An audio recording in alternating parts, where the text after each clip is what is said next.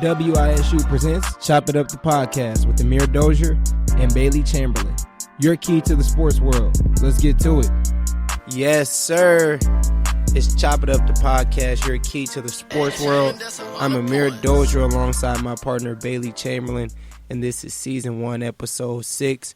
We're coming to you from the WZIS studios. Baylee, what's going on? Back at it, man. Second of the week. Go ahead and break down those headlines for us. So as always, going to start with some local news. Congratulations to West Vigo's Caleb Hannes. He signed to Valparaiso to play baseball, and he's actually the son of Indiana State baseball head coach Mitch Hannes. High school girls basketball, Terre Haute South fell to West Vigo on Tuesday night 69-52 in an away city rivalry matchup. Terre Haute South hosts Castle High School on Saturday. Northview hosts Bloomfield on Saturday, and West Vigo plays Duggar Union Saturday morning. Terre Haute North travels to Martinsville on Saturday as well. A lot of women's basketball this Saturday. Indiana State basketball team signed Kaylin Stumbo, an all-conference point guard out of Milford, Iowa. Stumbo averaged a double-double last year as a junior with 16 points along with 10 rebounds. ISU men's basketball starting guard Tyreek Key scored 20 or more points for the second consecutive game against number 4 ranked Louisville. Key had 21 points in the first game and is shooting 47% from the field. Nothing really new to that guy. The Indiana State soccer team had 7 commits signed to them on Tuesday. We'll see a lot of them next year. In national news, the James Wiseman story continues to develop as he dropped his lawsuit against the NCAA. It has also been reported that Memphis East High School basketball team may be stripped of his 2017-18 championship due to Wiseman and other players being ineligible during their careers there. The coach of East Memphis at the time was Penny Hardaway.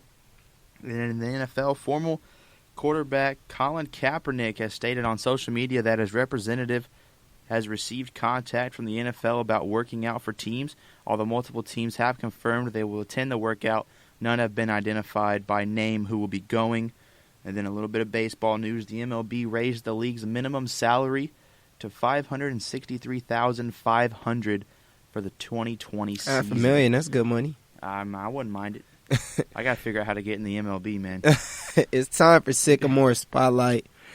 Indiana State football will be hosting Youngstown State tomorrow. And this is senior night for them, so this is their last game. After this, they have one more regular season game, and then the season is done. They're 3-7 right now. Last year, they beat Youngstown State 43-17. Wow. But it's a different situation as of right now. They're coming off of 4 straight losses, haven't won since they've played Western Illinois. That was the homecoming game. Yeah, they have 3 wins. And from what I've seen out of Youngstown State, I didn't do too much research on them, but I looked at the stats and everything.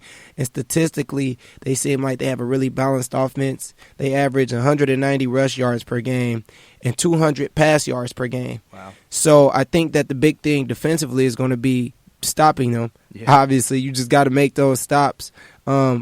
Offensively, I think we got to put some points on the board because I think that that's where we have struggled at the most recently, as far as Indiana State and football.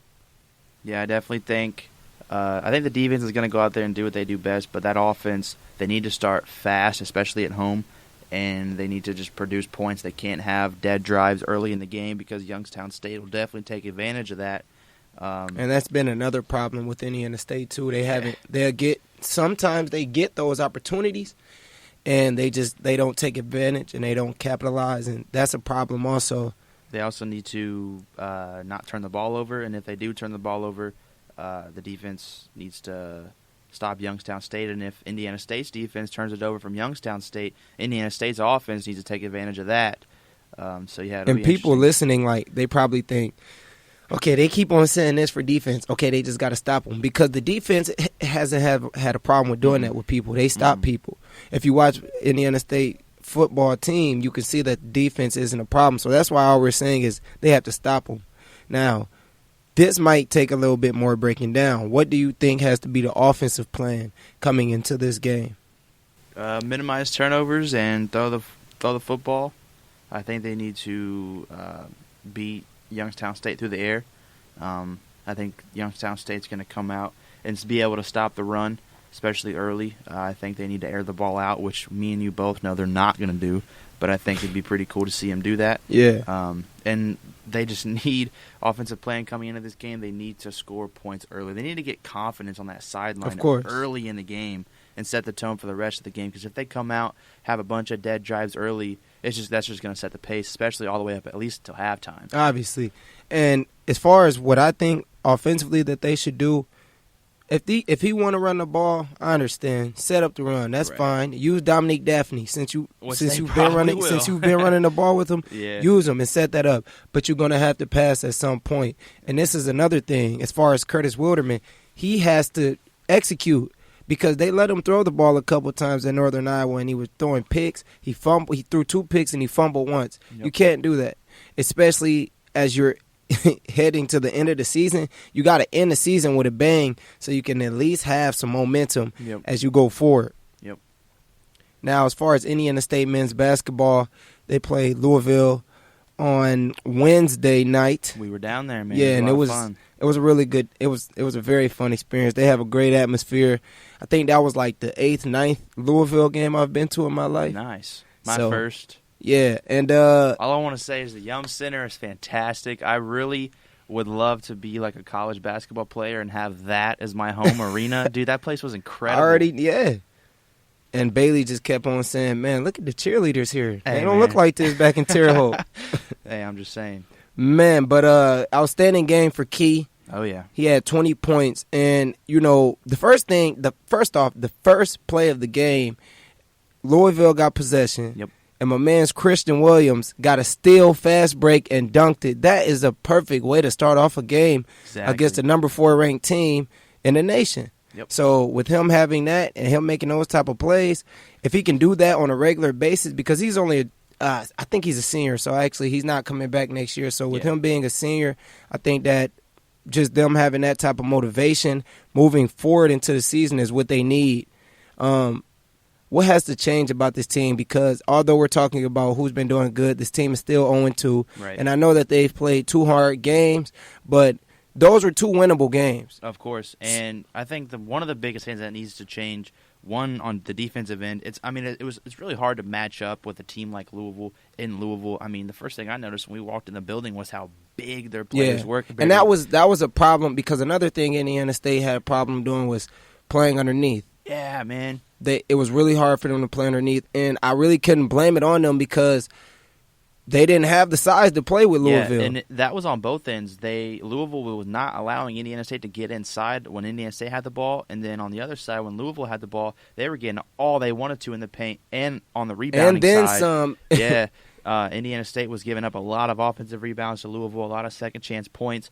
But other than the defense and the matchups, Indiana State, they weren't knocking down shots. They had a lot of... Yeah, and that's another thing that I noticed.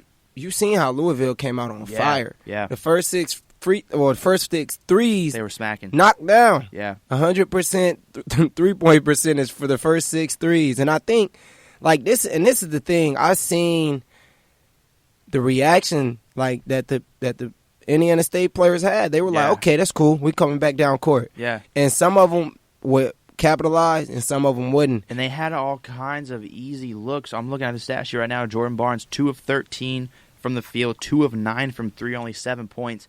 That's not what you want out of your senior And you know what's crazy? He only has 7 points. Nobody had more than 10 points besides Tyreek Key. Yep. That is not good. Christian Williams had 9, and then the next time Tyreek Key had 20. So Jordan Barnes, a lot of good looks for Jordan Barnes. His kind of play style early in the game. The first one knocked down. He didn't make another one, I don't think, till the second half. Yeah, I think he was like 0 for 3 after that first one. And they were perfect looks, and he just wasn't knocking them down. And you heard Coach say afterwards, a lot of our guys just weren't knocking down shots. And when you're playing a team like Louisville, if you can't defend them, you have to match it on the other end. Yeah. And they weren't doing that consistently. Right. And like you just said, we got a chance to talk to Coach after the game, and we did. And this is what he said he felt, because this is the thing I wanted to ask him. Because when you're 0-2, you still got a whole basketball season ahead of you. Right. It's a lot of basketball left to be played for the rest of the season. What can you take away from this? What can you learn from this that can help you move forward? And this is what he said. We got to get a lot better. We got to quit talking about we need to be better defensively. It's a mindset like Sutton has. That dude comes out, he's going to he may not be able to make a bunch of threes or be great off the drive or be real flashy, but that is a workhorse that's all about defending and rebounding, and we got to get some guys with that kind of mindset. It's a mindset. That was what caught my ear. Talk about it. You got. That's what caught my ear, because you watched the Dayton game, defense wasn't good. You watched the Louisville game, defense wasn't good. And we said the first thing after, that was the first thing we said at the Dayton game. They got to get right defensively. Yep. And when I talked to Christian Williams, that's the same thing he said. Yep. And we talked about that last episode. He was saying we just got to learn, we got to take that loss and we got to get our defense better. And they come in against Louisville and it doesn't work. So you just, I completely agree with Coach Lansing. You can't keep talking about it. Somebody's got to make it shake. Right, and, I mean, to Indiana State's credit, the first two games, they're playing NBA talent, Obi Toppin from Dayton, and then Louisville. They got a couple. What I was seeing, they got at least 2 or 3, maybe potential NBA Number guys. 33, Nora. Yeah. He's really good. Nora and Williams. I looked up a mock draft, and they had Williams, and you said he was a freshman? Yeah, that's what's crazy. First round. Going to the Nets. Yeah, so, I mean, you can use that as an excuse if you want, that Indiana State, I mean, the talent they were playing the first 2 games, but they just got to get better defensively as the year goes on, and they will. But they just got to lock in, and like Coach said, it's a mindset. Now, it's kind of easy to say, you got to get better defensively. You got to get better defensively. What can you actually do to do that? What actions can you take to make that happen? Because you can only practice so much. Right. At some point, talent has to come into play, because I just feel like you can only work on your defense so much. Yeah. You got to just have that in you. You just got to have a defender instinct in like that mentality. What do you think is anything like in particular you can do to help with defense? You just have to come out with the intensity from the get-go, and if you get scored on or you're giving up offensive rebounds off the rip, you can't let it affect the way you play throughout the game. You have to have that same intensity the whole 40 minutes of a basketball game. And it's hard. It's hard to do that as a team if you come out and you prepare all week and you go out there and you give up a lot of quick buckets early. The team's getting offensive rebounds, a bunch of second-chance points. It's going to drain your confidence. You can't let that happen. You got to stay locked in the whole game. Yes, sir. And now on Sunday, the team heads to Indianapolis, and they'll be playing in the Bankers Life Fieldhouse. Yes, sir. The Pacers Stadium, if you don't know what that is. Well, Pacers Arena, I'm sorry, not stadium. And they play Ball State. Now, Ball State is 2-1 on the season. They beat last night the University of Illinois Chicago 67-48. And I think that as far as what I've seen out of them, I think that they're a beatable team for Indiana State. I think they can definitely win. So far, this might be the best matchup for them through the first 3 games. Yeah, and Tajay Teague, he's been playing good basketball for the Cardinals. He's a guard. He's averaging, first off, as a team, they're averaging 71 points per game. And you know how much Indiana State is averaging? Ball State's averaging 76. Oh, yeah, I'm sorry, 76, and Indiana State's averaging 71. Yep. So they got Tajay Teague. He's playing good basketball.